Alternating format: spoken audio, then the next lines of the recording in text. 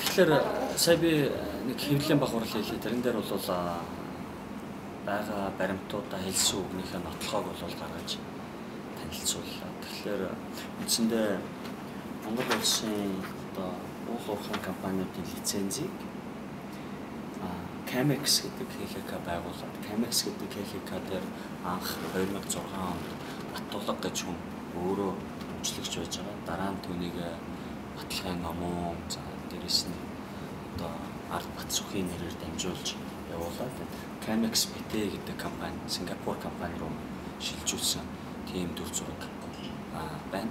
Энэ компани болохоор Сингапурт Genco Holdings BT гэдэг юм офшор компани хаягн дээр одоо ихэндээ байж байгаад тэгээд энэ Best State гэдэг компанид 85% нь очоод тэрний дээр нь болохоор одоо Баянгол зочд буудлын захирал гадаад хүн мөн одоо батлагтай холбоотой ажилладаг ард бат сүх за жуда бүхийн холбооны ерхий нарийн бичгийн дарга за мөн тэр хүмүүсийн одоо гэр бүлийн хүмүүс ингээд эзэмшээд одоо хүртэл байж байгааг бол харуулсан баримтыг л одоо дэлгэж байгаа. Тэгэхээр Монгол улсын баялагийг гадныхнаас авъя.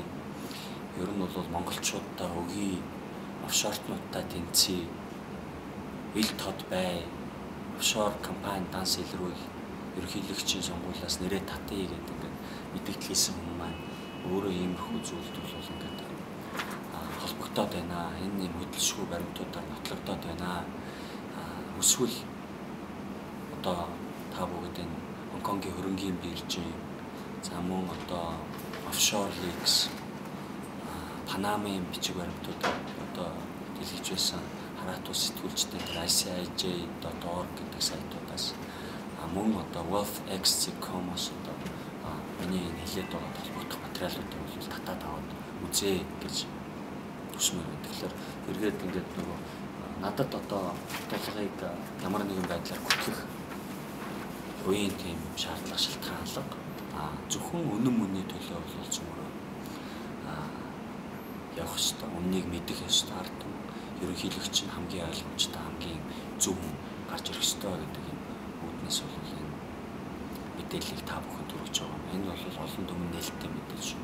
Улсын бүртгэлийн газраас иргэд бол чөлөөтэй мэдээлэл авч болно. Chemex гэж компаниг хэд он яаж хэн байгуулсан бэ гэдэг лавлгааг та бүхэн өөрсдөө олоод аваад үзэж байна. Батлуулахаар ингэж ирсэн байл шүү дээ. Би одоо ган хоёрын авто хамт бизнес ганцхан 8-нд явдаг байсан юм аа. Одоо бараг яах нүдээ тийм юм ярьж гээд тэгж ирсэн байл л дээ. Тэгэхээр та өөрөө тэр батлахыг хэр сайн мэдэх вэ? Танай авто тэгж бизнес хийж явсан бэ?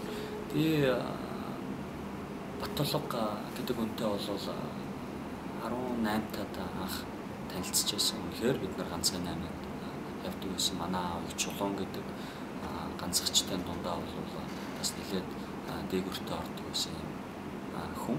Тэгэхээр баталгын хувьд ч гэсэн яг тэр үед бол ганцхан 8-ыг хийгээд явж байсан. Би ч гэсэн одоо гэрчлэхэд бэлэн байна. Энэ дээр бол буруу зүйл байхгүй. Хувь хүний асуудлын чаалга байна. Миний хувьд бол өнөөдөр энэ хийж байгаа буруу үйлдэлүүдийг зогсоохын төлөө Монголд бизнесийн доктортой орчин бүрдэх ёстой. Бид нар сая сүүлийн 4 жил бодлогогүй, хэрүүлтэй, шуугантай бие бинийгээ одоо үзий ядсан, харлуулсан энэ орчноос гараад эдийн засагт сэргэх нэг жоохон хандлага гараад ирлээ. Энийг хадгалахын төлөө явж байна. Тэрний төлөө бүхнийг мөн зориулъя гэж бодож байна.